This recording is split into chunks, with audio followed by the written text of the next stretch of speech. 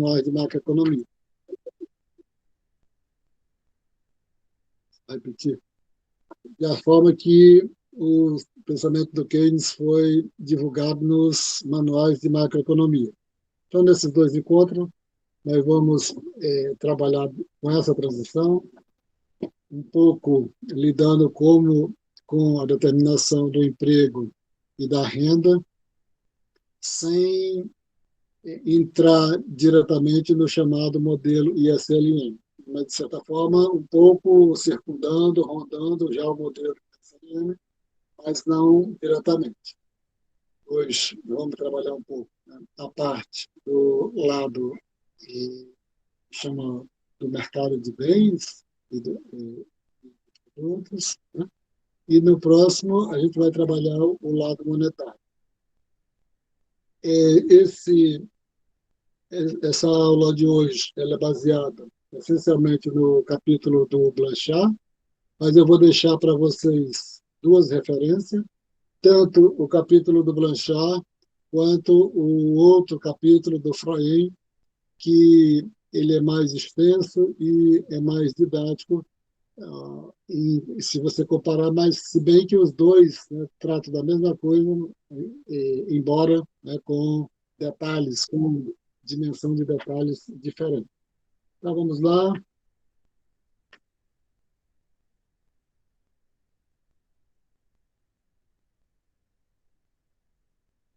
A primeira sessão desse capítulo, né, são os comentários de Leve sobre a ideia do PIB, né, que é visto, né, nos cursos de economia, uma das coisas que é mais vista, desde do primeiro ano, né, passando pelo segundo ano, como aqui, eu não sei nem que ano é essa disciplina, nem o período, mas eu acho que deve ser o quinto ou o quarto período, mais ou menos, acho que é o quinto período. Então, o que é que ele vai ter como referência aqui? É só uma passagem, é só informações básicas para entrar nas categorias que vai ser trabalhada, que vai ser tratada como objeto direto e específico da discussão que nós vamos fazer aqui. O que é que ele coloca aqui? Ele pega, né, o PIB dos Estados Unidos, né, faz uma decomposição para mostrar aquelas categorias que nós vamos falar hoje, né, essa decomposição, como é que ela faz parte, né, como é que ela se divide no PIB dos Estados Unidos. O consumo é cerca de 68% do PIB dos Estados Unidos é composto do consumo, investimentos 16%, gastos do governo 18%, e exportações líquidas, né, menos 3%. É interessante a respeito dos gastos do governo, que está 18%, né, porque aí é tirada a questão das transferências governamentais e do pagamento de dos recursos financeiros, né, com a dívida pública. Se não fosse isso, ele passaria, se aproximaria quase dos 30%, passaria dos 30%. E é evidente que um país da dimensão dos Estados Unidos, né, ele precisa de uma quantidade grande mesmo de recursos, né, porque ele tem quase, mais ou menos 50 a 60 mil soldados em atividade em outros países, e equivale a 50 mil, que eu não sei qual é a população dos municípios do Acre aqui, mas é quase a população do município de Sena Madureira, Tarauacá junto, talvez seja próximo disso, é a quantidade de militares que estão em atividade nos outros países, e isso faz com que os recursos, né, destinados sejam muito grandes. Então, ele faz, aí já está colocado, né, nessa decomposição, o consumo, o investimento, gasto do governo, o setor externo e investimentos em estoques. No caso aqui, não vamos lidar com a parte externa, né, porque não não estamos lidando com um modelo aberto, dentro de economia aberta, o que serve é basicamente a parte do consumo, investimento, gasto do governo e a discussão sobre estoques, né? E a parte do setor externo aí, se bem que não está o setor externo, nesse caso aí, está apenas uma parte muito específica, muito pequena do balanço de pagamentos, que é a balança comercial. Que a balança comercial é um item da conta de transações correntes, que é um item do balanço de pagamento. Então, vamos na sequência, dentro ainda dessa parte da composição do PIB, quer dizer, o consumo, ele faz as devidas definições, como eu já falei, isso é visto, né, na introdução no primeiro ano, no segundo ano, etc. Consumo são bens e serviços adquiridos pelos consumidores, que variam de alimentos a passagens aéreas, automóveis novos e assim por diante. Investimentos, né, definição, né, essas definições é do livro do Blanchard, é a soma do investimento não residencial, a compra de novas instalações ou novas máquinas pelas empresas, com o investimento residencial, a compra de novas casas ou apartamentos por pessoa. Nesse caso aí, aquilo que geralmente ele faz a observação, mas claro que não é só ele, mas em todos os livros é feita essa observação, de que aquilo que comumente chama de investimentos, a compra de títulos no mercado financeiro, isso é denominado investimentos financeiros, mas em termos dos agregados macroeconômicos, ele não entra na categoria de investimento. Gasto do governo são bens e serviços adquiridos pelos governos federal, estadual e municipal, e o outro componente que vai interessar aqui, já que não está colocado aqui a parte externa, tá, se refere à questão dos estoques, né, quando a gente for tratar a questão do investimento planejado e investimento desejado. Então, a diferença entre bens produzidos e bens vendidos em um dado ano é chamado de investimento em estoques. E, geralmente, né, tem os estoques indesejados e os estoques que foram planejados pelos próprios investidores. Tá. Feito essas observações de definições, né, ele passa para o item, né, demanda por bens, que ele vai... Aqui eu quero só chamar a atenção, tá vendo? Porque, como eu falei, em certo sentido, nós temos aqui um pouco de recuperar algum daqueles do que está dentro do livro, lá do Keynes, propriamente dito, já que a gente está fazendo um percurso, fazendo uma caminhada para chegar no modelo IS-LM propriamente dito. Então, tudo que a gente vai fazer aqui é um pouco de raciocinar em termos do que está lá no livro do Keynes.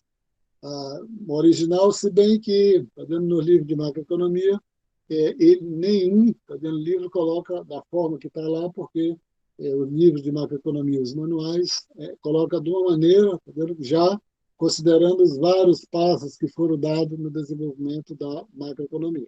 Tá? E o que começa? Só nesse item aqui, na demanda por bens, e lá o trabalho do Keynes, né, como, de certa forma, tem aquela síntese um pouco do princípio da demanda efetiva, né, que diz assim, ó, você tem uma lógica, né, que aqui eu quero caminhar diferente da maneira que os outros economistas até então faziam, eu vou aqui caminhar pelo lado da demanda. E ele começa, né, demanda por bens, que ele vai dizer o seguinte: o que determina essa demanda por bens? Estou só um pouco antecipando a ideia, né, geral, mas aqui especificamente, tá vendo? Como vai tratar só das identidades e equações, tá? Para a gente um pouco, de vez em quando, ficar lembrando sempre que a gente está fazendo essa passagem, né, por dentro do trabalho do Keynes para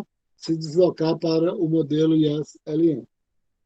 Então, a demanda por bens representa a demanda total por bens por Z. Por que Z? Né? Porque o Keynes, quando estava tratando lá no livro dele, ele utilizava a palavra Z lá para a questão da oferta agregada e o D, demanda agregada, e aqui, no caso, um pouco, né, para fazer uma certa referência, né, ao livro do Keynes.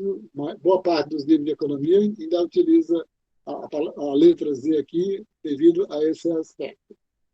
Usando, né, a decomposição do PIB, podemos descrever como que a demanda total, o Z aí, só falando por que é o Z, por causa da questão da terminologia usada lá no livro do Keynes.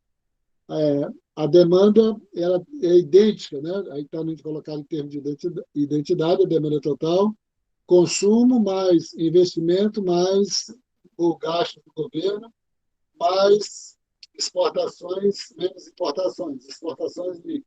No caso aqui, como eu já falei, não importa muito a questão do setor externo.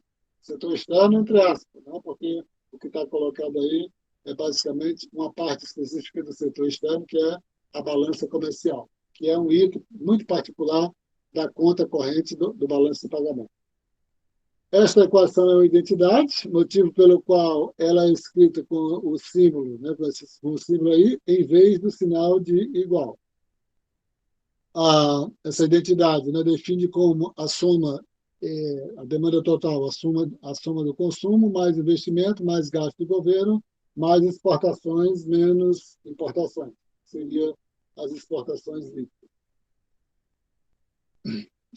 As decisões de... E aqui ele já passa, né, para o primeiro ponto geral da divisão da demanda total, da demanda global, que é a parte de consumo. Que aí ele vai tratar de forma separada. E aqui, no caso, nos interessa o quê? Interessa o consumo, o investimento, o gasto do governo e um pouco da discussão sobre estoques. É basicamente isso que nos interessa. Então, colocado esse ponto, né, de que a demanda total é igual, é idêntica, né, ao consumo mais investimento mais gasto do governo, que interessa aqui, é o primeiro item, né, do consumo. As decisões de consumo dependem, e aí, como eu tinha até falado no nosso encontro passado, né, é que já dá para fazer aquilo, né, que, como é que é, se você colocasse de forma mecânica, como aqui não tem nenhuma pessoa dizendo que é especialista e é considerado keynesiano, tá vendo? Vou dizer uma coisa aqui que eles não gostam, que não são simpáticos que a gente fale dessa maneira. Mas como eu não tenho esse compromisso, tá vendo, com a questão de se você é keynesiano ou não é keynesiano, tá? Faz essa questão do mecânico, né? Você tem a demanda total, a demanda, né, da economia, o produto, né, é dividido em duas partes, né, o consumo e o investimento. O consumo, né, depende de quê? Depende da renda, né, e da propensão a consumir. E a propensão a consumir depende de quê? Da propensão marginal a consumir e vamos dizer assim, do multiplicador. Então, você já pode fazer esse esquema. Né? E na parte de baixo, da mesma forma. Você pega o investimento, depende de quê? Você abre dois braçozinhos, tá vendo? O investimento depende da eficiência marginal do capital, taxa de juros, e aí segue. Tá? Que não tenha nem keynesiano me ouvindo. Espero que não tenha, tá? Para que não venha ficar irritado, tá vendo? Eu falando dessa forma.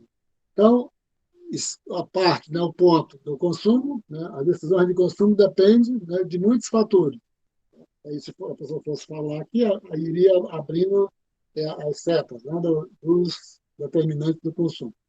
O principal é a renda, ou mais precisamente, a renda disponível, a renda que resta depois que os consumidores receberam transferências do governo e pagaram seus impostos. E aí é interessante, né, que esse aspecto, né, que aí está se referindo basicamente a quê? No primeiro momento, né, que o determinante do consumo, somente a renda. Eu já falei, tá vendo, que o que determina o determinante do consumo? Parte é a renda, né? Assim, e a outra categoria que você entra com ela para a compreensão, para o estudo do consumo, é a propensão marginal, a propensão a consumir, né? A propensão a consumir. Então, essa discussão, está vendo, sobre a questão da renda, tá vendo, quando chegar na equação de baixo, ela já fica definida, né? Antes, né? Quando a renda disponível sobe, as pessoas compram mais bens. Quando diminui, compram menos, compram menos. E até, né, em termos, né, da equação aí, né, podemos então escrever que o consumo, tá vendo, ele é função da renda. O consumo é função da renda. E aí está uma questão, vendo que nem vou antecipar agora, tá? Deixa eu chegar mais lá na frente, que é esse primeiro ponto, né, de que o consumo ele depende da renda. Evidente que não vou antecipar, mas vou falar algo, tá vendo, que é totalmente diferente. Uma pessoa que tem uma renda de 2.000 unidades monetárias, né, e você vai fazer essa análise, né, de que o consumo depende da renda. Uma pessoa que tem um nível de renda de 30 mil ou 40 mil, você vai, isso tá vendo, tem outra natureza. E se você chegar além desse daí, da mais classe média lá para frente, renda de 200 mil, 300 mil, 400 mil, aí você já tem outra natureza, tá vendo, de como é que você vai dar um entendimento a respeito, tá vendo, do sentido do consumo dentro da demanda total da economia. Isso aí é importante, porque a gente vai chegar lá na frente, quando for tratar da questão da propensão a consumir e da propensão marginal a consumir, faz toda a diferença isso, né? De as pessoas, né, que, de certa forma, têm vamos dizer assim, mais jornalistas e os economistas que estão todo dia nos jornais e tudo, estou vendo que tem mais ou menos esse nível de renda de 200 mil, 300 mil, que são pagos para defender aquelas ideias, etc., etc., tá vendo? É totalmente diferente, né, das outras pessoas, né, que talvez, né, tenham aí uma renda em torno de 2.000, 3.000 reais, tá vendo? Ou seja, às vezes faz as mesmas coisas de quem tem a renda de 200 mil, 300 mil, tá vendo? Mas só que o papel dessa renda dentro do consumo é totalmente diferente, tá? Devido à magnitude que a gente vai ver lá com o conceito de propensão a consumir e propensão marginal a consumir. No caso aqui, o que é interessante é o seguinte, colocando no último aspecto, tá vendo? O consumo depende da renda, né? O consumo depende da renda. Não é que dependa só da renda, não. Né? E aqui nós estamos, tá vendo, especificando que o consumo depende da renda.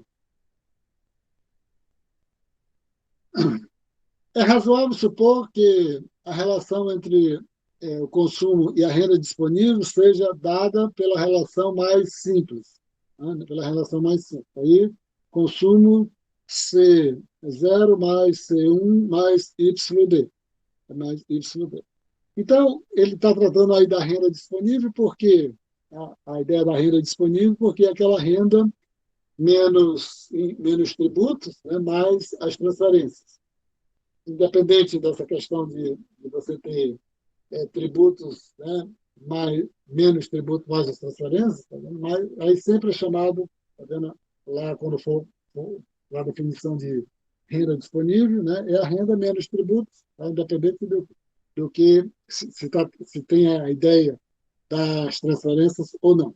Tá? Então, o que significa essa questão aí, tá? Do consumo é igual ao C0 mais o C1, tá? Multiplicado pela renda. Nós já vimos, né, que o consumo depende da renda. E aí, só que agora aí nós temos uma novidade, né? Uma novidade que é o C1 multiplicado, ou C1 o C1 multiplicado pelo isso, pela renda, e mais o C0. Aí é que chega, tá vendo, uma discussão que é mais, tá vendo, vamos dizer assim, que se você pegar algumas aulas, né, em algumas situações, tá vendo, o professor passaria a aula toda só falando dessa relação aí, porque ela tem muitos detalhes, muitas nuances, tá vendo, para a, o sentido, né, o significado dentro da teoria do Keynes. Então, o C0 é o que chama de consumo autônomo. Consumo autônomo. O que é o consumo autônomo? Ele está falando o seguinte, né? Consumo é igual C0, o consumo autônomo, mais C1 multiplicado pela renda. A gente tinha visto que o consumo depende da renda. Agora está aí dizendo que o consumo depende também do consumo autônomo. E o que é o consumo autônomo? O consumo autônomo é aquele consumo de que quando uma família ou indivíduos, etc., tem uma renda zero, ele precisa consumir também. Então, significa que o consumo não depende só da renda. Tá? Ele também depende do chamado consumo autônomo, tá? Que é aquele consumo que muitas pessoas na economia, mesmo não tenha nenhuma renda, tá? Ou ela toma emprestado de alguém, ela despolpa, né, para consumir alguma coisa, ou pede a alguém, a família concede algo, tá dando para que os indivíduos, tá dando, possam fazer aquele gasto, possam consumir. Então, a ideia do consumo autônomo aí é que ele não depende da renda, porque para as pessoas sobreviverem, elas vão consumir alguma coisa, independente de ter a renda ou não. Por isso que esse C0 está adicionado aí a ideia, né, de que o consumo depende, além da renda, depende também do consumo autônomo. E o C1, né, multiplicado pela renda, tá? Então, se a gente está dizendo assim que o C1, tá? O C0 é o consumo autônomo, o C1 é um conceito que a gente está colocado aí no final do slide, para que chegar lá eu vou especificar essa questão, que é uma das mais importantes, esse C1 dentro se você um pouco recuperar a teoria do Keynes, né? Em outras palavras, é razoável supor que a função consumo seja uma relação linear.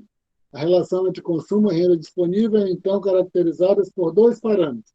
Já falei do C0, que é o consumo autônomo, né? O C0 é o que as pessoas consumiriam se sua renda disponível no ano corrente fosse igual a zero. E aí é fácil de entender essa ideia, mesmo que em um determinado momento a gente acharia isso, pô, está vendo como é que você vai colocar um valor, está vendo? Se foi dito que o consumo depende da renda, como é que você teria outro valor? É mais explicado, né? Definido a ideia de consumo autônomo, é de que o consumo autônomo não depende da renda. E o C1 é o chamado a propensão a consumir. Tá? O C1 é chamado a propensão a consumir. Que foi, né? Aí o conceito de propensão a consumir, ele foi criado quando a gente viu lá, né, no texto do Keynes, do livro do Keynes, a ideia de propensão a consumir. Até então, esse conceito não era utilizado. Apesar que ele é fundamental, sem ele, sem o conceito de propensão a consumir, não existiria a teoria keynesiana no formato que ele se refere. Por quê? Porque é a partir da ideia de propensão a consumir que ele vai dizer que tem um problema de demanda, né, para que a economia, para que o equilíbrio se dê sempre, tá vendo? Naquele ponto onde a oferta fosse igual à demanda. Então, daí que vem a ideia, tá vendo, da propensão a consumir.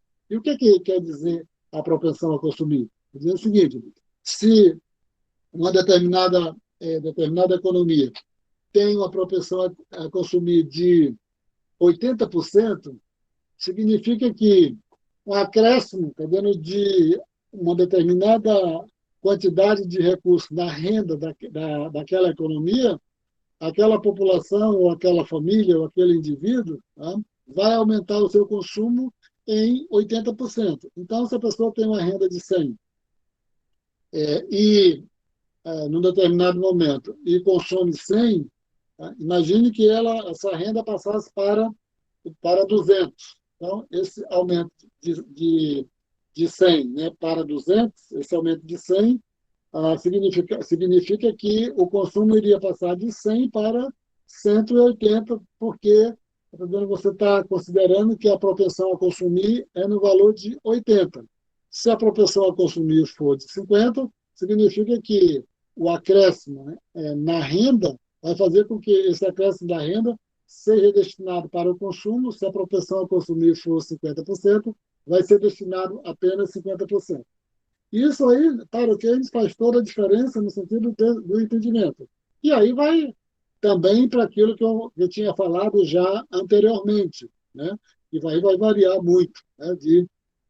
Se você tem uma renda de 1.000 ou 2.000 e aumentou, aí você consome, está dando etc., está tendo um determinado padrão de consumo. Se você tem uma acréscimo nessa renda aí de R$ 100, R$ 200, você vai consumir toda essa renda. É evidente que não estou considerando aí, não estou dando um valor para a propensão a consumir do indivíduo, né? Mas se o indivíduo tem uma propensão a consumir de 100%, se o indivíduo ganha, né, um determinado valor, acrescentou 100, toda aquela renda vai ser destinada ao consumo. Tá? Mas aí está no que eu estou falando, né? O indivíduo ganha 2.000, a propensão a consumir dele é um X. Se ele ganha 40 ou 50 mil, a propensão a consumir é muito menor do que quem ganha 2.000. Porque se a pessoa tem uma renda de 40 mil ou 50 mil e tem um acréscimo dessa renda de 10.000, significa que ele não vai consumir toda essa renda, né? Pega uma parte dela, compra uma passagem, tá vendo, dependendo da pessoa, tá vendo, compra uma passagem para uma dessas pessoas que gosta aí do Centro-Oeste, compra uma passagem para o Centro-Oeste, vai, paga lá um hotel, etc., tá vendo?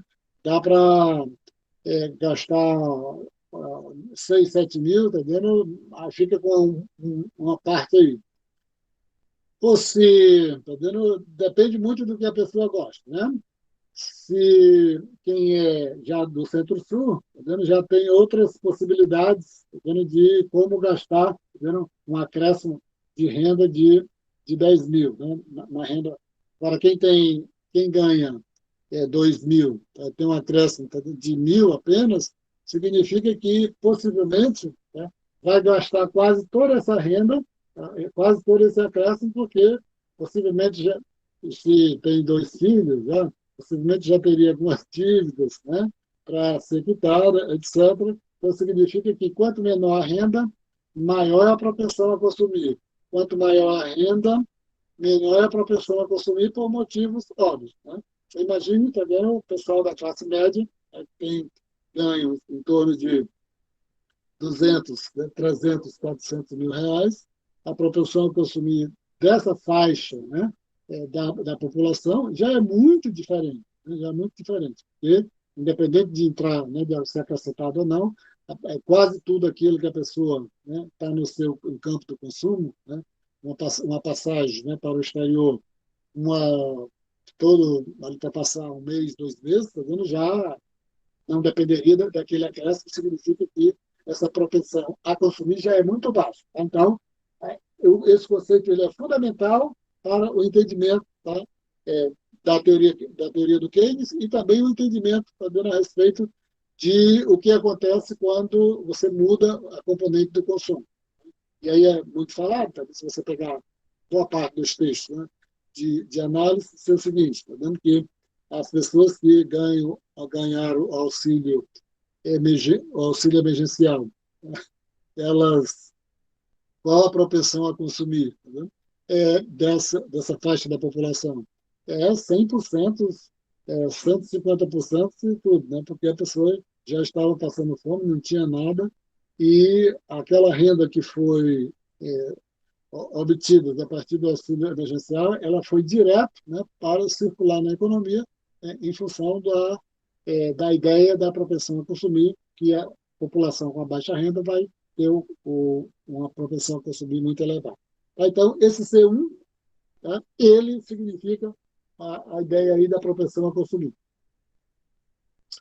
Consumo e renda disponível, aí você tem o gráfico, tá vendo?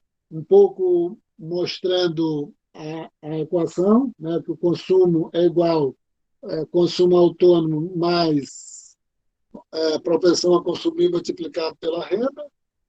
No eixo horizontal você tem a renda disponível e no eixo vertical você tem o consumo.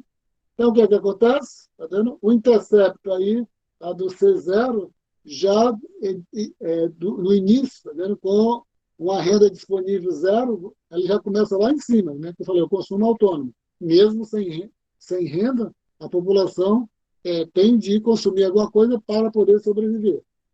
E aí, a partir daí, você vai, o que vai dominar, né? A partir do momento que a renda disponível sai do zero. Tá? Aí você cai, né, na lógica da propensão a consumir. Né? À medida que a renda disponível vai aumentando, o consumo vai aumentando, mas está dando cada vez uma magnitude menor, né? Porque quanto mais baixa a renda, maior a propensão a consumir. E o C1, né, que é a propensão a consumir, é a própria inclinação da renda, o valor da renda, né, se é o valor, né, da propensão a consumir, se é 60%, se é 70% ou 80%.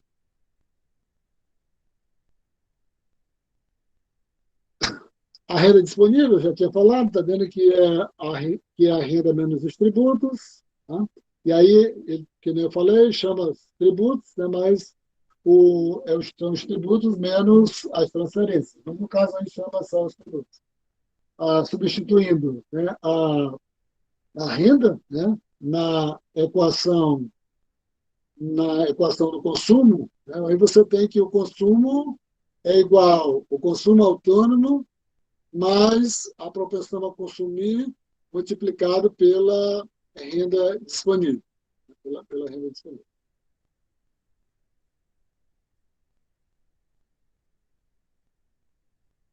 Agora vem o segundo ponto, né, da determinação do produto e do emprego, que é o investimento. E a lógica é bem semelhante, só que os determinantes do investimento são diferentes dos determinantes do consumo. Os modelos têm dois tipos de variáveis, né? As variáveis endógenas, essa é uma explicação, né, que ele dá no texto, vendo que não está se referindo diretamente à ideia do determinante do investimento, mas é só explicativo. As variáveis endógenas, que são explicadas pelo próprio modelo, e as variáveis exógenas, né, que elas são tomadas como dados, como, no caso, aqui especificamente, os gastos do governo. Vamos tomar, né, o investimento como dado e escrever, né, que o investimento, tá vendo, ele é igual o I em a barra, né, porque colocando aqui investimento como dado aí como uma variável resolve. A colocação de uma barra sobre investimentos é uma forma tipográfica simples de lembrar que tomamos o investimento como dado. Segundo, né, o terceiro agora componente, o componente da determinação do produto do emprego, né, que é o gasto do governo, junto com os tributos, os gastos, né, do governo descreve a política fiscal, a escolha, né, de impostos e gastos pelo governo. Lembre-se, né, de que o termo imposto no texto significa imposto menos transferências, aquele já tinha explicado, aí ele explica duas vezes, tá vendo? Sempre que ele toca nessa questão. Como quase sempre, tomaremos o gasto do governo e tributos como variáveis exógenas, não usaremos uma barra para representar esses valores. Isso, né, tornará a notação mais leve. Aqui, né, então, o que foi visto até aqui? Nos três, né, na decomposição, né, do gasto, do produto, né, da demanda total, o consumo, o investimento e o gasto do governo. Não estamos considerando aqui o setor externo. E quando fala de setor externo, é basicamente exportações líquidas.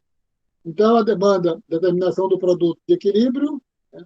A demanda, a identidade, a demanda é idêntica ao consumo mais o investimento mais gasto do governo. A gente já viu que o consumo depende dos consumos autônomos mais proteção a consumir multiplicado pela renda disponível, e investimento é dado e gasto do governo é dado. Substituindo o consumo e aí, né, tem que a demanda é igual ao consumo autônomo mais a propensão a consumir multiplicado pela renda disponível mais o investimento, que é uma variável exógena, mais o gasto do governo.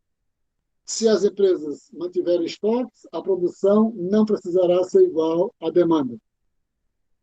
Essa questão dos estoques, né, é feito ele dentro do texto, né, ele faz uma longa, né, discussão a respeito disso, um pouco explicando a lógica, né, mas quando chegar no gráfico eu vou fazer um breve comentário.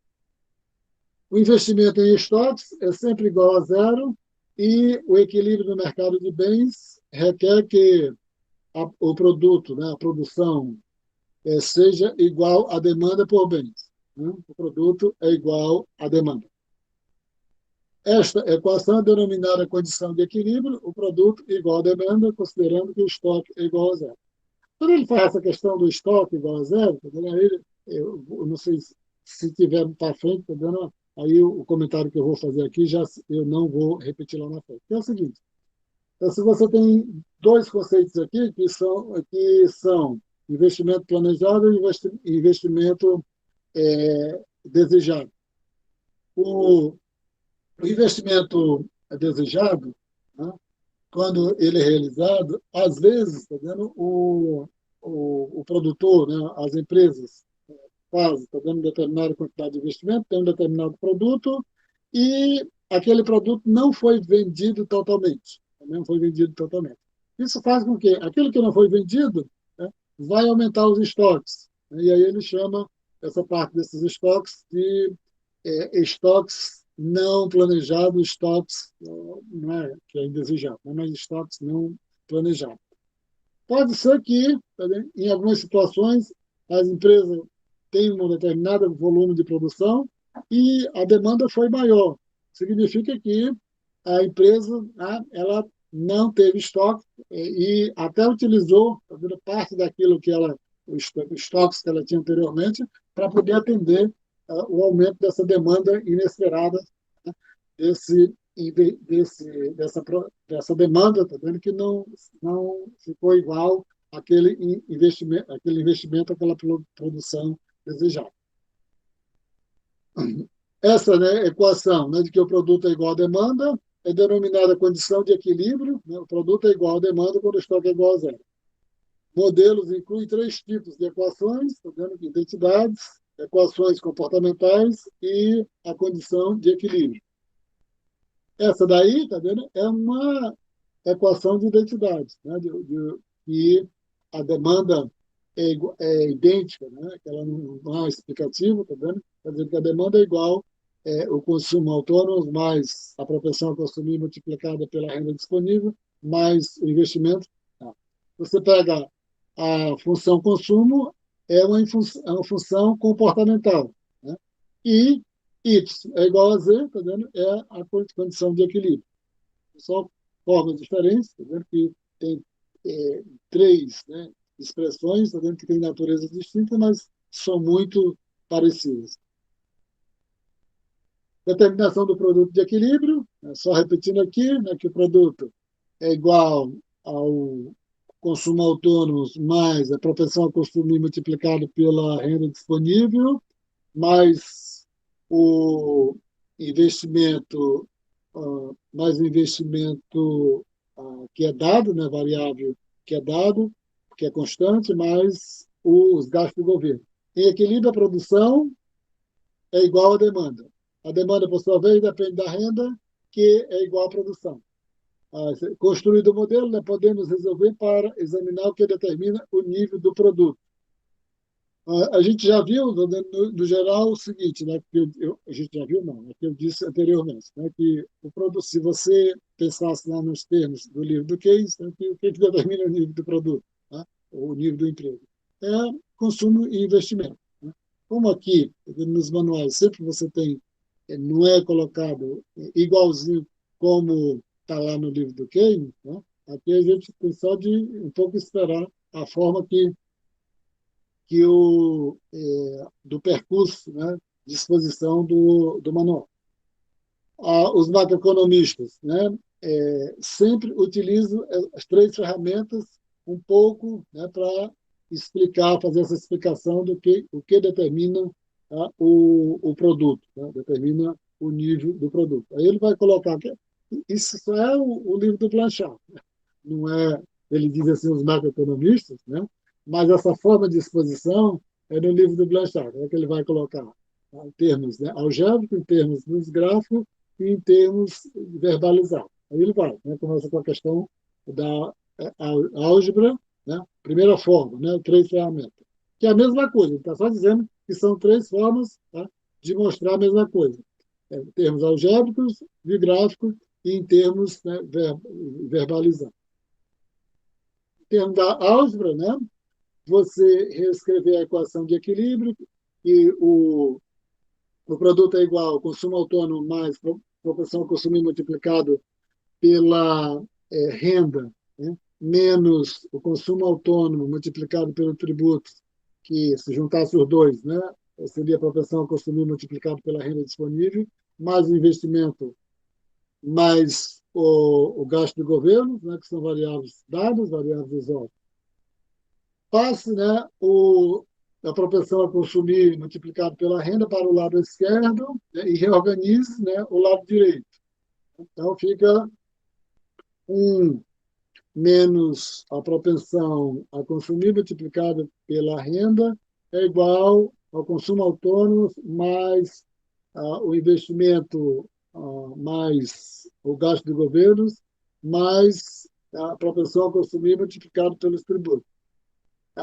Então, você tem dois lados aí, tá vendo, de que a propensão a consumir, menos a propensão a consumir é igual, tudo que está do outro lado, tá vendo, é o consumo autônomo. Tá vendo?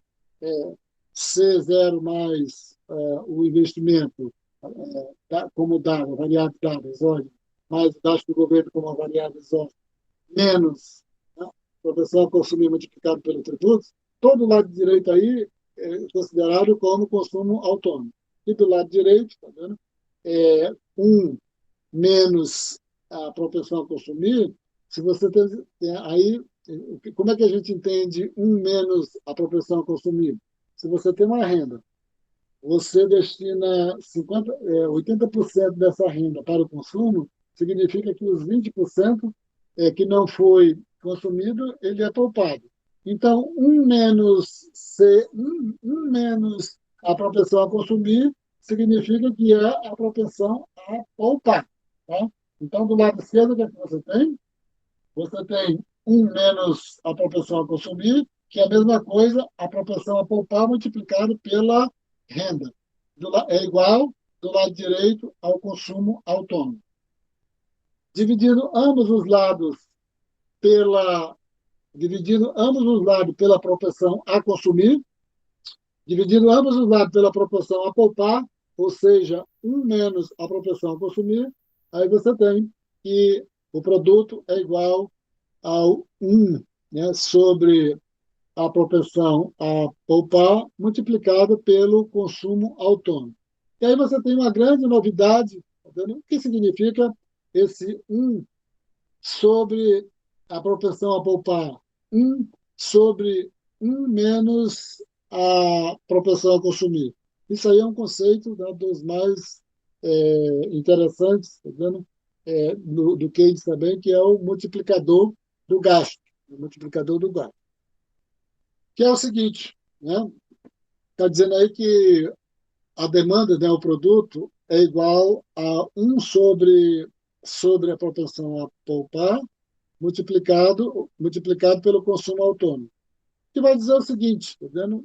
Que quanto maior for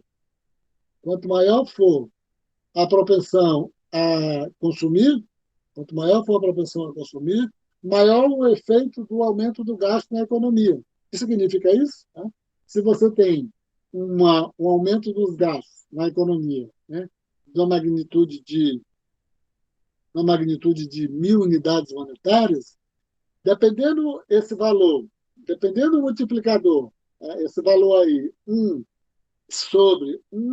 sobre um menos a proporção a consumir, que tem o nome de multiplicador, se esse multiplicador for elevado, né, for 5, 6, 7 ou 8, se você tiver um acréscimo, tá vendo, de gasto na economia, tá, de gasto da economia de 1.000 unidades monetárias, esse gasto, essa quantidade de gastos, ele vai corresponder a 1.000 multiplicado pelo multiplicador. Então, se você introduzir, tá vendo, um gasto de 1.000, um gasto autônomo de 1.000, ele não vai corresponder apenas 1.000 na economia. Ele vai corresponder 1.000 multiplicado por esse multiplicador aí, sobre a propensão a consumir. E isso é interessante, né, porque que aí você volta para aquela discussão, né, a respeito, tá vendo, de magnitude de renda. Quando é que esse multiplicador vai ser maior, quando é que esse multiplicador vai ser menor.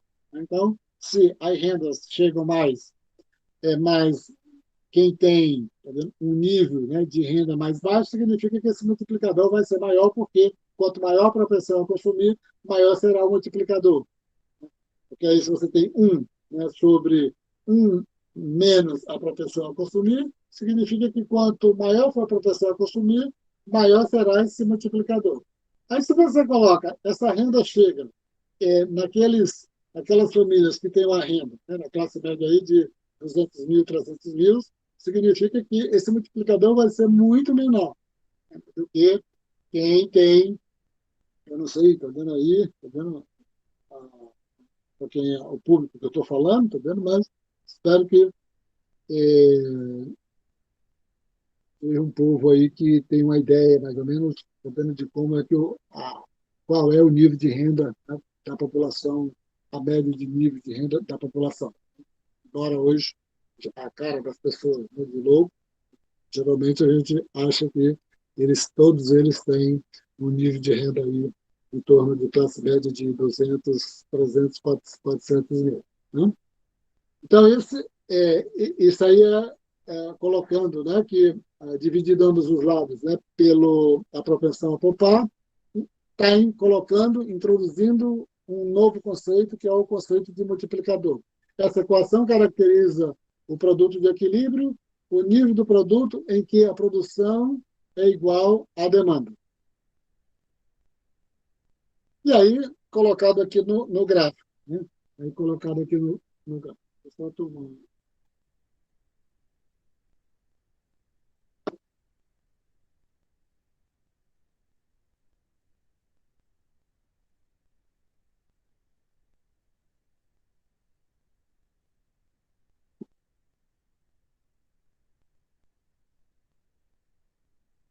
Eu derrubei isso aqui. Então, o que eu estava falando lá atrás, no slide anterior, está colocado aqui no gráfico. Né? A determinação do produto de equilíbrio. Gráfico, né, para refinar a intuição, o título aí do gráfico do Blanchard, do Olivier Blanchard. A gente já viu a linha, o sentido da linha laranja, cor de rosa aí, né, que é a da função consumo, da demanda.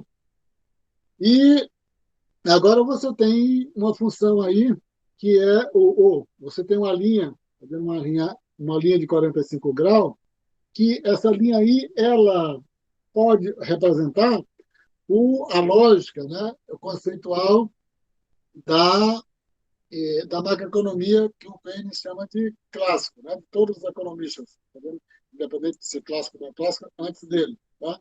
Porque essa linha de 45 graus vai dizer o seguinte, tá vendo, que sempre, qualquer valor tá vendo, da produção, qualquer valor da produção, todos os pontos iriam corresponder, tá vendo, um determinado nível de demanda. Então, todos os pontos na economia clássica seria sobre essa linha aí de 45 graus, né? Porque você sempre teria que a produção, a renda, né, o produto, a renda, seria sempre igual à demanda. Então, todos os pontos seriam aí. Como é que a gente vai entender aí, tá vendo? Nessa questão da produção, é, agora na questão do equilíbrio, nesse gráfico aí, dado, tá vendo a forma, tá vendo que o Keynes já incorporou a ideia dele de que nem toda renda, né, que aumenta, ela é gasta devido ao conceito de propensão a consumir e, por conseguinte, o conceito de propensão marginal à economia. O que ele vai dizendo? Tá vendo? Você começa, né, com um determinado nível de demanda, né, no o gasto autônomo aí, tá vendo que no intercepto do eixo vertical, e à medida que essa renda vai aumentando, vai aumentando a demanda da economia, né? Condicionada ao conceito de propensão a consumir. Aí o que acontece? Chega um determinado ponto que essa demanda, chega um determinado ponto que essa demanda cruza, né, cruza a linha do produto, né, essa linha de 45 graus. Aí é que o Keynes chama de, né, o ponto de equilíbrio da economia. Tem várias maneiras de você entender e várias maneiras de você falar sobre esse intercepto aí, esse ponto A, a partir da teoria do Keynes. Primeiro, né, é que aí você tem o equilíbrio. Para a economia clássica, na economia anterior, todos, você teria, nessa linha da produção, nessa linha de 45 graus, em cima dela, todos esses pontos seriam pontos de equilíbrio, porque trabalha com a situação de pleno emprego. Mesmo que nós estivéssemos hoje, né, aqui no Brasil, com 20 milhões e meio de pessoas que não têm emprego, né, pelo IBGE, né, considerando os desempregados e os desalentados, mesmo com esse valor de 20 milhões, mesmo assim, você trabalha com a situação de que a economia funciona no pleno emprego. Então, para a economia clássica, todos os pontos sobre essa linha de 45 seriam o ponto de equilíbrio. Aí o que a gente vai dizer é o seguinte, tá vendo? Já que você tem o conceito de propensão a consumir por conseguinte, o conceito de propensão marginal a consumir, tá vendo? Você começa, tá vendo? Você tem uma determinada produção, tá vendo? E essa produção, você vai tendo um aumento, um determinado valor, tá vendo, de demanda na economia. Essa demanda pode ela ir tendo um comportamento, em algum momento, acima da produção, e em um determinado momento essa demanda pode estar abaixo do nível de produção. Quando a economia está em equilíbrio, no ponto A, quando a demanda se iguala à produção. Que conceito é esse por Keynes? Que conceito é esse por Keynes? Isso aí é que ele chama de demanda efetiva na economia. Então, você tem a demanda agregada, a oferta agregada, quando se cruza, você tem a demanda efetiva. Isso entendido pelo conceito de propensão a consumir ou propensão marginal a consumir. Então, interessante esse ponto aí. Se você tem uma situação na qual, né, você tem o nível de renda, aquém, tá vendo, desse momento que a, a demanda cruza o nível de produção, significa que na economia, tá vendo, as empresas, tá vendo, estão trabalhando no limite de seus estoques ou com estoques negativos, né? Essa possibilidade. Se você tem uma situação, tá vendo, de um nível de produto além, tá vendo, do ponto A, ou quando a demanda está aquém do nível de produção, né, aí você já está numa situação na qual, tá vendo, você tem uma condição, né, uma situação na qual as empresas estão acumulando os estoques, né? Ou seja, você tem os investimentos desejados, né, pelas empresas, tá vendo? estão muito acima daquilo que foi demandado efetivamente. E aí significa que essa falta de demanda, né, que é o grande vamos dizer assim, acréscimo, né, e grande desafio que o Keynes, né, tentou explicar como é que você vai suprir, né, essa situação na qual, já que você tem o conceito de propensão a consumir, propensão marginal a consumir, se você tem uma situação na qual a produção é além da demanda e você pode aumentar a renda na economia que essa renda não vai ser toda destinada para o consumo, né? E você não vai ter como recompor, tá vendo? E ter um equilíbrio maior, um equilíbrio de um nível maior, onde você tenha essa situação da demanda ser igual à produção. Esse equilíbrio aí para o Keynes, esse equilíbrio aí para o Keynes, ele se diferencia do equilíbrio clássico, porque esse equilíbrio aí não significa que a economia esteja no pleno emprego, não significa que a economia que não exista desemprego na economia. Esse é o grande detalhe aí do equilíbrio keynesiano. Determinação do produto de equilíbrio, né? Agora, é, continuando lá no gráfico anterior, né, só repetindo aí, o gráfico, né, mostra que a demanda como uma função da renda, a relação entre a demanda e renda é dada pela equação anteriormente mostrada. Né? Então, aqui, né, a relação que é a curva laranjada não, né, cor de rosa, relação entre a renda e a demanda. Reescrever, né, a equação por conveniências, reagrupando os termos do gasto autônomo no termo entre parênteses. Tá? Então, a demanda é igual ao gasto autônomo multiplicado pela propensão a consumir multiplicado pela renda. Né?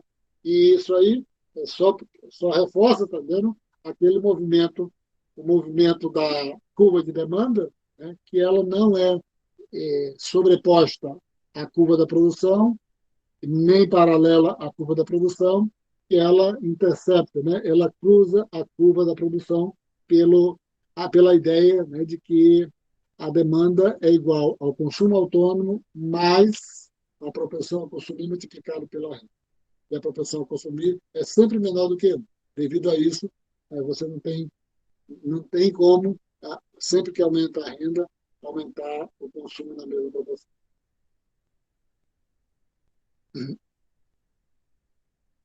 Em equilíbrio, a produção é igual à demanda. Então, que eu já mostrei lá, é aquele intercepto também pode ser chamado, tá vendo, tá vendo? Aquele ponto ali pode ser chamado de demanda efetiva. O produto de equilíbrio ocorre, portanto, na interseção da reta de 45 graus com a função de demanda, lá no ponto A. À esquerda de a demanda excede a produção, à direita, a produção excede a demanda. A demanda e produção só são iguais no ponto A. Eu vou só voltar aqui de novo para mostrar. Né? A demanda e produção só são iguais no ponto A.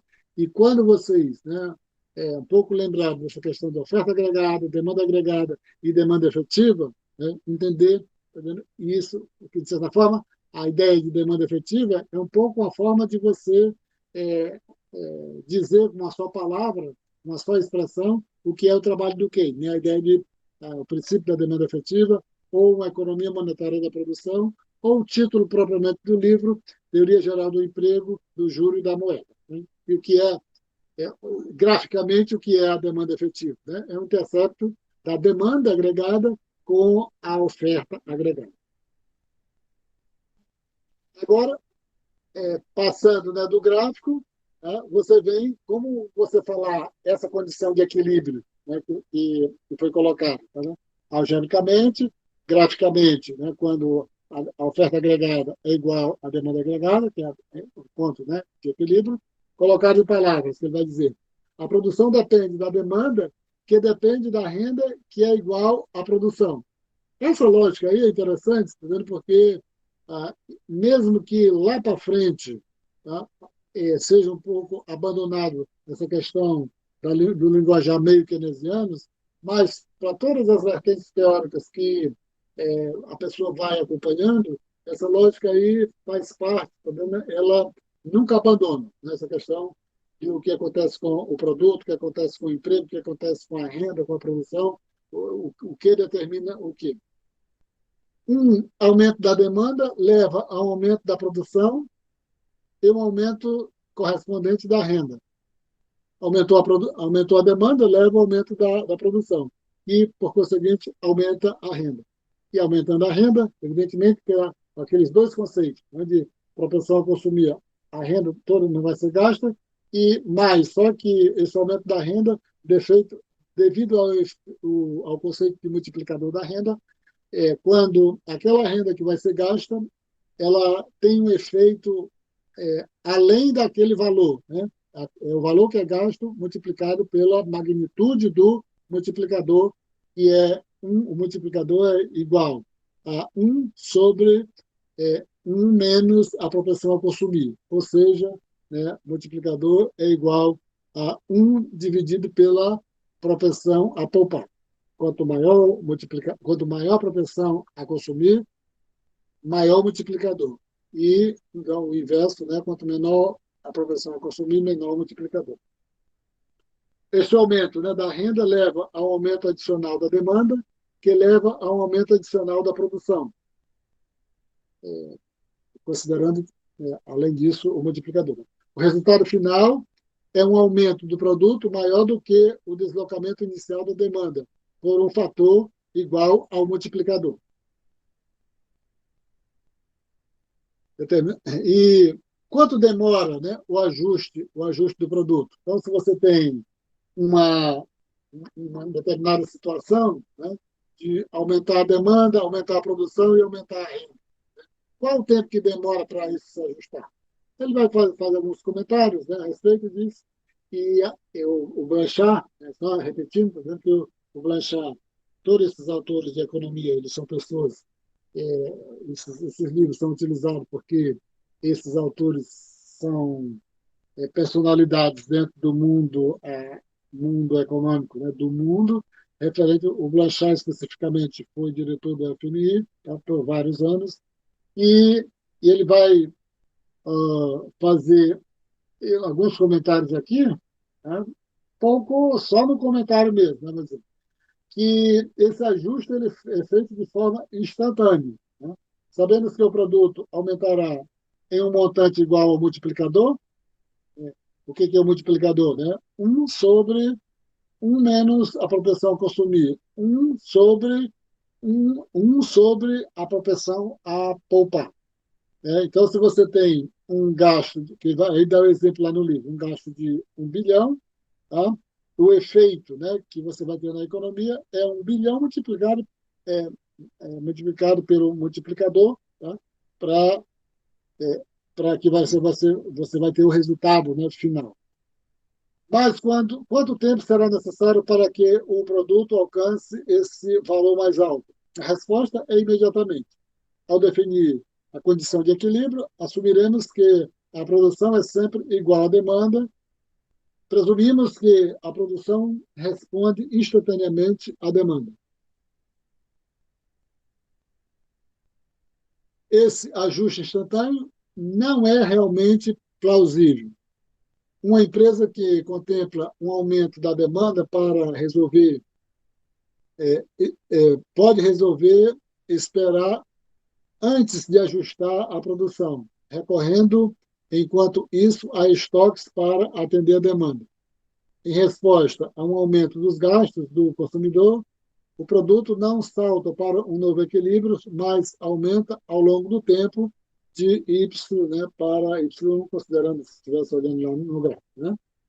Quanto tempo demora o ajuste depende de com que frequência as empresas corrigem seus planos de produção.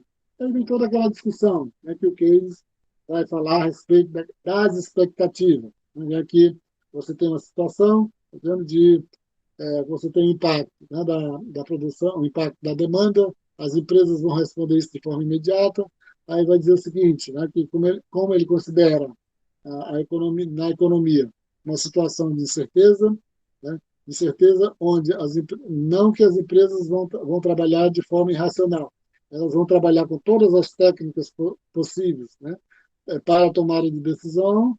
No entanto, elas, como os investimentos, geralmente certos investimentos levam 3, 4 anos, às vezes, para maturação completa, ou 5 ou 6, é impossível, mesmo que você tenha todas as técnicas possíveis para tomada de decisão, é impossível você saber como será essa situação daqui 4, 5, 6, 7 anos. Né? Então, ele vai dizer o seguinte, que sempre há esse receio, né, das empresas é, terem um desprendimento assim, sem muito controle, sem muitas restrições, para se ajustarem imediatamente ao aquilo que está acontecendo na economia, né, a respeito de tempo. Aí vem o último ponto aqui, está dizendo que ele vai tratar investimento igual a poupança. Aí eu vou tratar essa questão aqui, né, daqui, fazer encontro, aí daqui 2 encontros, daqui no segundo encontro, né, a partir de hoje, eu vou voltar nessa questão, porque quando a gente entrar no modelo ISLM propriamente dito, porque o que a gente falou aqui, ele vai dizer o seguinte, tá vendo? Você pode, tá vendo, dizer tudo isso, tá vendo? Dizendo de forma alternativa, tá vendo? Pela ideia de que o investimento é igual à poupança. Mas como isso nos leva, né, para o modelo ISLM, né, aí eu não vou tratar isso agora, né, vou tratar a parte financeira, tá vendo, dessa discussão aqui, e aí eu volto para essa questão do investimento e poupança para nós adentrarmos, tá vendo, diretamente no modelo ISLM, que é talvez o conceito mais famoso que tenha dentro dos livros de macroeconomia. Então, seria isso aqui eu teria para apresentar hoje. E se alguém tem alguma, alguma pergunta para fazer, enquanto eu vá desconectando aqui.